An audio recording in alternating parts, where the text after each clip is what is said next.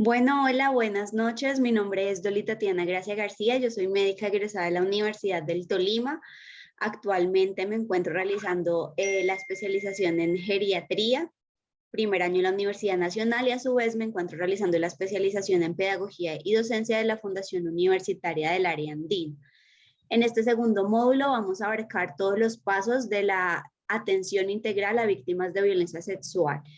Mis compañeros, el doctor Andrés López, la doctora Diana, el doctor Luis Miguel Mora, el doctor Mateo Sáenz y el doctor Sebastián Tinjaca, estaremos en este proceso acompañándolos para tener un adecuado abordaje a este tema tan importante. Bueno, vamos a tener en cuenta y basarnos según el protocolo y modelo de atención integral en salud para víctimas de violencia sexual de la resolución 459 del 2009, siendo esta el pilar fundamental para toda la atención de urgencias. Bueno, dentro de esta enfoca diferentes pasos, teniendo en cuenta el primero de estos, cuál es o cómo es la preparación de la comunidad para acceder a los servicios integrales de salud dirigidos a víctimas de violencia sexual. Dentro de esto se tiene en cuenta principalmente el objetivo de implementar acciones de información, educación, comunicación, siempre a la comunidad para que sepan que esta es una urgencia médica que requiere una atención integral inmediata, 24 horas, que es gratis, que es un acto que es totalmente confidencial, que priman los derechos de los pacientes con un derecho a la salud con dignidad, con discreción y sobre todo respeto a su privacidad. Es importante enseñar dónde deben consultar, cuál es la correcta manera de acceder a los servicios de salud y educar acerca de la inmediatez, siendo esto fundamental para una atención y una adecuada obtención de muestras clínicas. Bueno, dentro del paso 2 tenemos la verificación y el mantenimiento de las condiciones mínimas necesarias para brindar una atención integral a las víctimas de violencia sexual ya desde el sector salud. Entonces, dentro de eso tenemos diferentes pilares, dentro de estos capacitación, flujograma, insumos de atención, siempre adherencia a las rutas y tener muy claro cuáles son los sistemas de referencia y contrarreferencia. Entonces, en cuanto a capacitación, es primordial que las directivas de las instituciones capaciten a todo su personal, desde médicos hasta auxiliares de enfermería, acerca del modelo de atención integral para víctimas de violencia sexual. Además de eso, es importante también que desde el ingreso a los servicios de urgencia se tenga un flujograma con todos los pasos acerca de esta atención y los insumos de atención, entendiendo pues teniendo el kit básico y teniendo una revisión de este mínimo de manera mensual. Además de esto, pues siguiendo las rutas de atención en salud y pues como lo decía previamente, el sistema de referencia y de contrarreferencia. Con respecto al paso 3,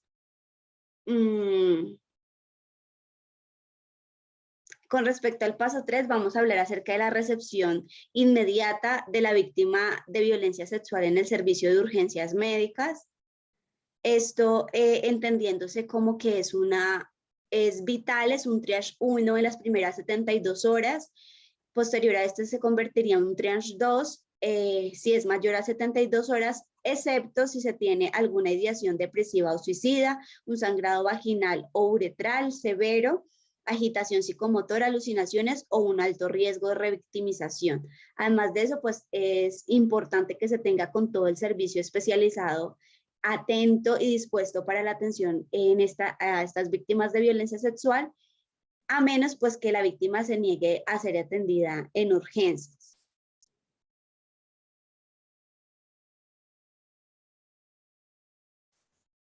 Dentro del paso 4 tenemos la importancia, siendo este fundamental, de una completa valoración clínica inicial de la víctima.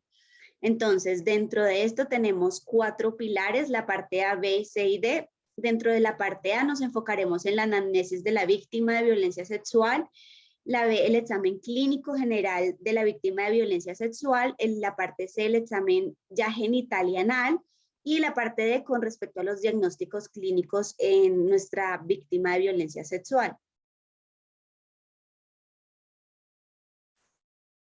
Bueno, dentro del primer paso es importante tener una completa valoración, individualizando cada caso particular, entendiendo las referencias y las definiciones previamente vistas en el módulo 1 dentro de estos asalto sexual, abuso sexual, siendo este agudo o crónico, tratar esto como una urgencia médica y también teniendo en cuenta cuál es el riesgo inminente de la vida de los pacientes, entendiendo que es nuestra prioridad, pues siempre protegerlos.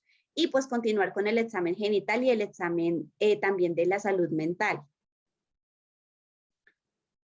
Bueno, entonces, como lo decía previamente, la parte A es la anamnesis. En este vamos a indicar un relato completo de los hechos, idealmente con preguntas siempre abiertas, no hacer suposiciones, no inducir respuestas.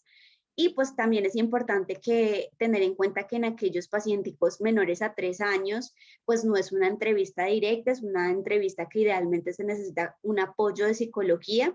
Además de eso, es importante que el victimario nunca debe estar en el mismo escenario de la víctima y además de eso, pues se debe tener en cuenta el desarrollo de la entrevista dependiendo del estado, si es niño, niña, adolescente, mayor, y pues evitar cualquier lenguaje técnico que induzca alguna respuesta.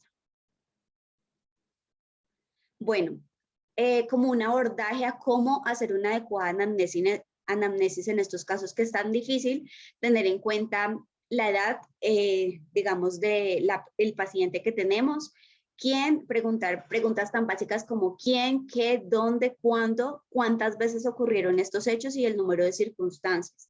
Siempre entendiendo que es importante evitar la revictimización.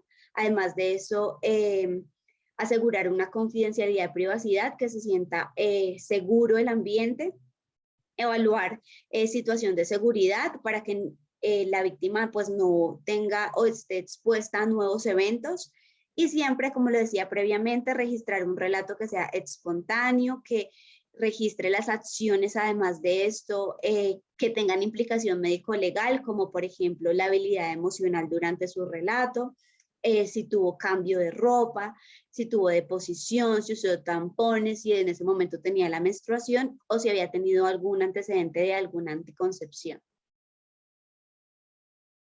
Bueno, entonces dentro de esto también es importante preguntar en los antecedentes, siendo fundamental para nosotros la historia clínica menstrual y obstétrica, si ha tenido partos, si hay gestaciones, antecedente de violencia sexual previa, si había tenido relaciones sexuales consentidas en la semana previa y su estado vacunal frente al virus de la hepatitis B y tétano y su estado frente a VIH y SIDA.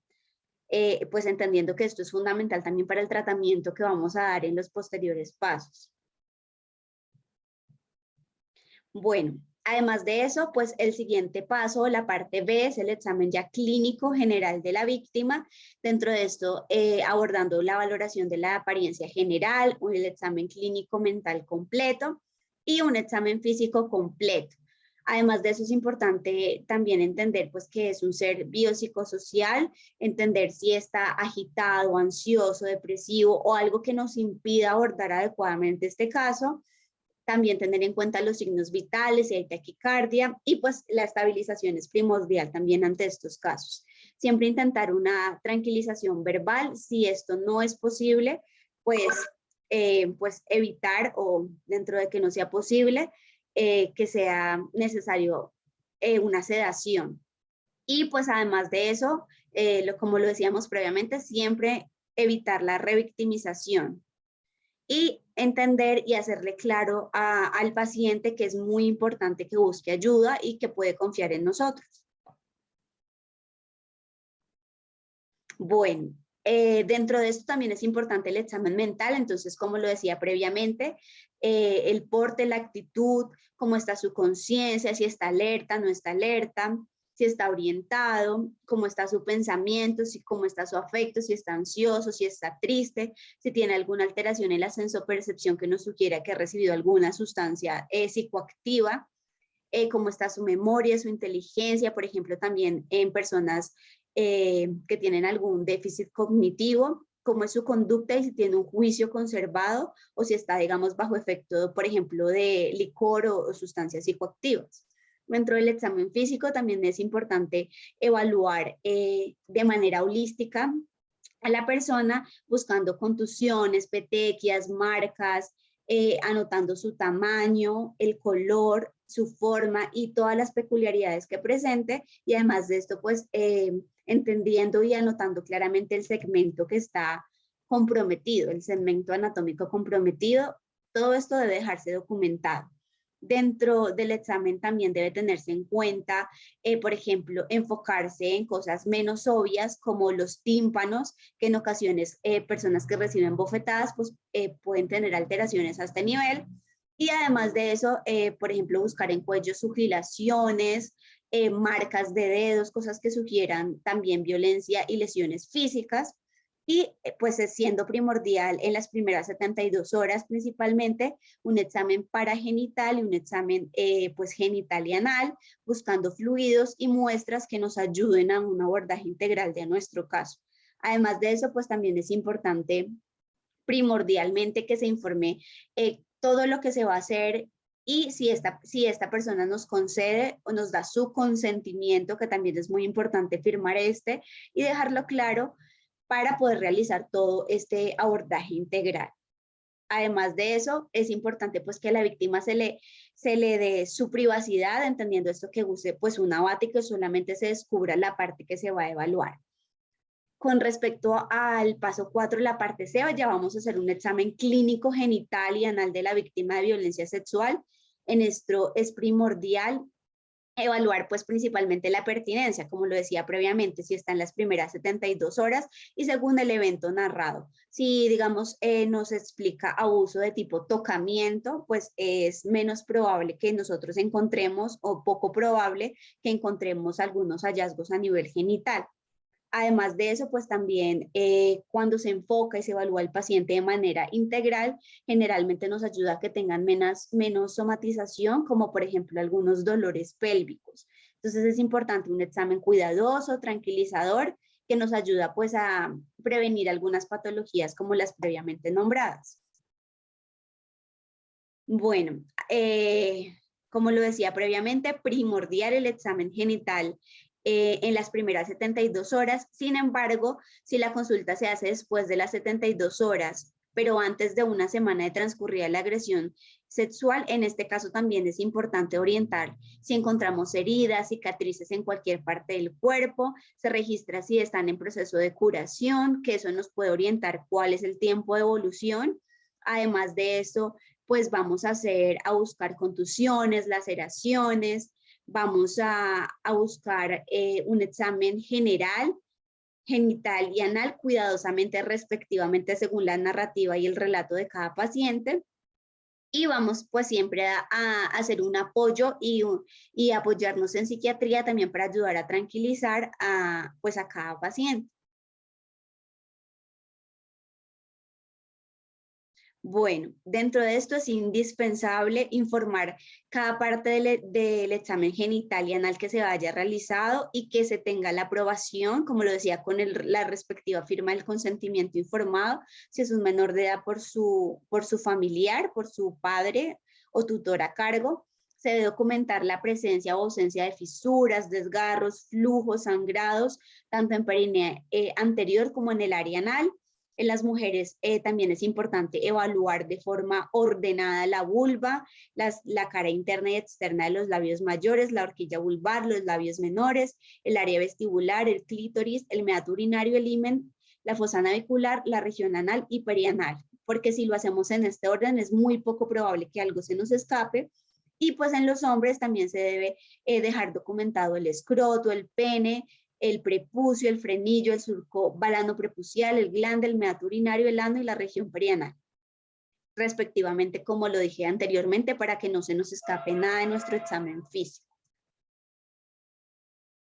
Bueno, es muy importante, pues en el caso de las mujeres víctimas de violencia sexual, tener un diferencial entre una escotadura y un desgarro. O sea, hay algunas cosas que nos ayudan a tener esta diferenciación.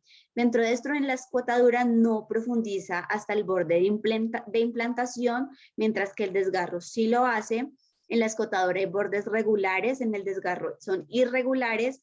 La escotadura son bordes simétricos, en el desgarro son asimétricos, generalmente las escotaduras son de origen congénito, en el desgarro nos sugieren algo traumático, y pues la escotadura nunca se describe en el dictamen, pero por el contrario el desgarro sí es muy importante y la manera correcta de escribirlo según las manecillas del reloj. Bueno, es diferente también anotar y dejar en claro que hay diferentes tipos de ímenes: anular, imperforado, cribiforme, dentado, microperforado, septado, semilunar, tanto anterior como posterior. Y dentro de nuestra descripción ya del área genital debemos indicar el estado, si está íntegro, si está desgarrado, si está reducido a carúnculas, como lo decíamos previamente, por un parto, y si está íntegro, no dilatable, o elástico o dilatable, siendo esto pues fundamental también para ayudarnos a llegar a nuestra conclusión. Bueno, con respecto a la región, al examen de la región anal, se debe describir la forma, el tono y la integridad. En la forma, si es circular, oval, si es diafragmático; en el tono, si está normotónico, hipotónico o si es infundibular.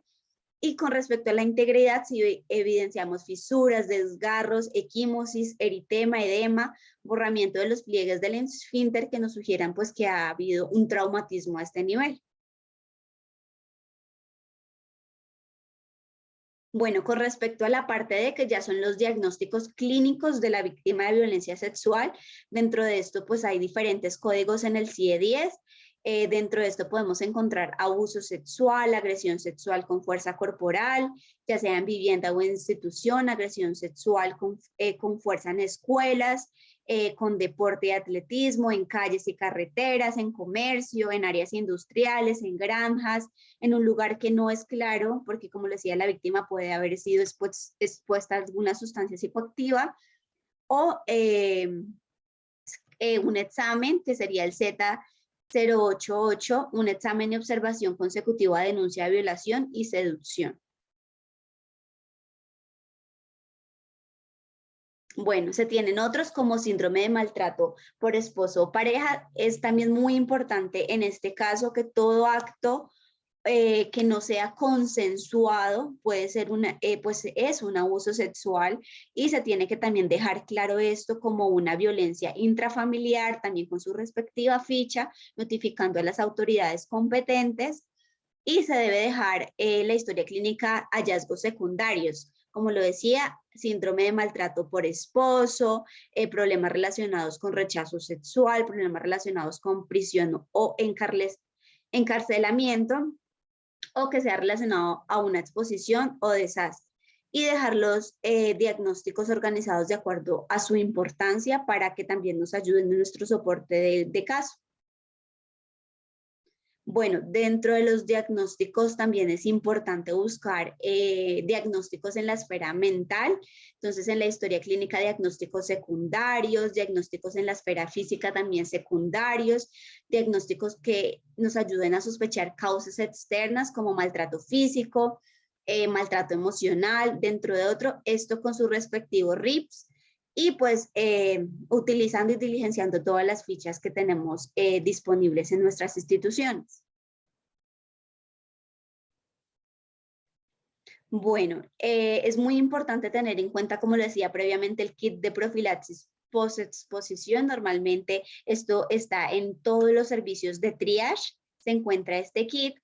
Es obligatorio, pues, idealmente que se consulte dentro de las primeras 72 horas, porque esto nos ayuda a tener una mayor recolección de muestras, y además de eso nos ayuda a prevenir infecciones de transmisión sexual y embarazos, y nos ayuda a hacer un correcto abordaje con respecto al tratamiento.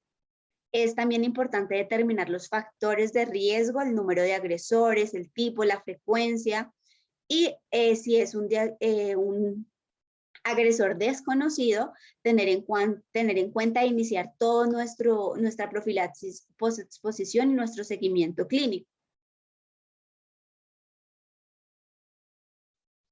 Bueno, entonces se tiene que tener disponible 24 horas este kit. debe incluir exámenes como serología para sífilis, toma endocervical para Gram y cultivo de agar chocolate y Taller Martin para detección de gonococo, frotis de flujo vaginal en fresco para búsqueda de tricomona, asimismo como descartar vaginosis bacteriana, tamizaje de VIH, antígenos contra hepatitis B, si hay una historia clínica de vacunación, como lo decía previamente en los antecedentes, y realizar anticuerpos contra el antígeno de superficie de hepatitis B y búsqueda de espermatozoides en diversas muestras.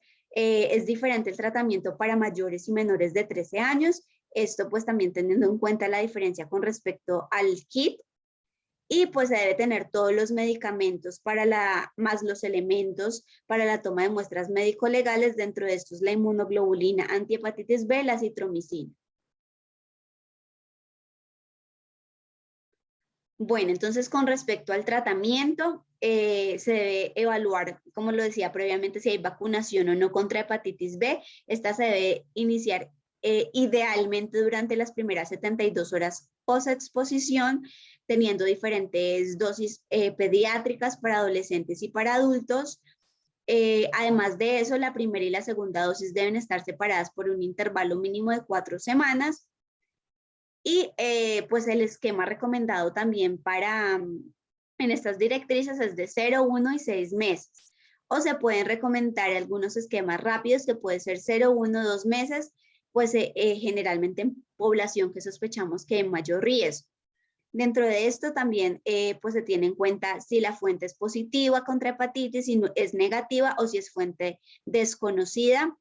Para personas no vacunadas con tratamiento con gamma globulina, una dosis e inmediatamente iniciar el esquema de vacunación, y para la persona vacunada, pues realizar asesoría, educación, y si los niveles son menores a 10, se debe pues iniciar ya también el esquema de gamma globulina. Bueno, con respecto a la profilaxis postexposicional para VIH y ITS en personas mayores de 13 años, incluso en mujeres gestantes. Entonces, en este caso, se debe asegurar que tenga el tratamiento completo una vez se dé su egreso, con una valoración pues integral por psiquiatría, ginecología, psicología, trabajo social. Se debe dar tratamiento dentro de estos, profilaxis para VIH. Dentro de la primera opción tenemos tenofovir, emtricitabina y dolutegravir, y en la segunda opción la diferencia es que es con ritonavir y darunavir, y pues dependiendo de eso la presentación y la dosis disponible. Y se debe a su vez, con respecto a profilaxis para ITS, ceftriaxona más metronidazol 2 gramos, es decir, 4 tabletas, y acitromicina 1 gramo, es decir, 2 tabletas. Y en caso tal de que sea una mujer gestante, se debe adicionar una dosis de penicilina benzatínica, 2.400 millones de unidades internacionales, una dosis única. Entendiendo también principalmente que las ceftriaxonas debe ser de dosis intramuscular.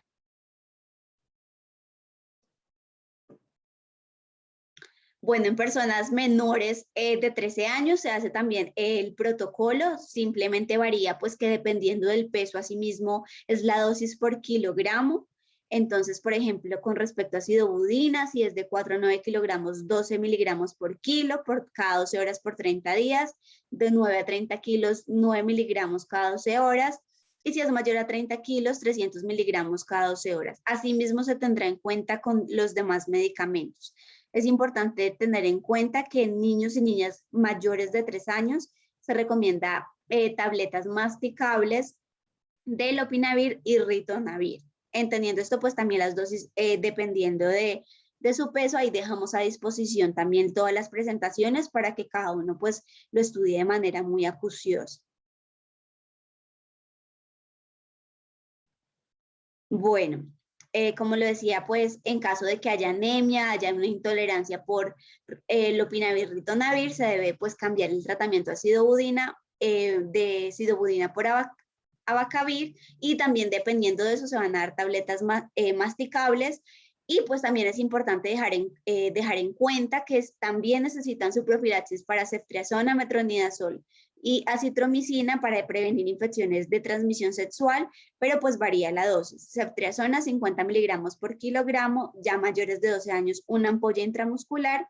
Metronidazol ya sería 200 miligramos, dosis única de 20 miligramos por kilogramo con presentación de 250 en 5 mililitros, y acitromicina, una dosis única de 10 miligramos por kilogramo con presentación de 200 miligramos en 5 mililitros.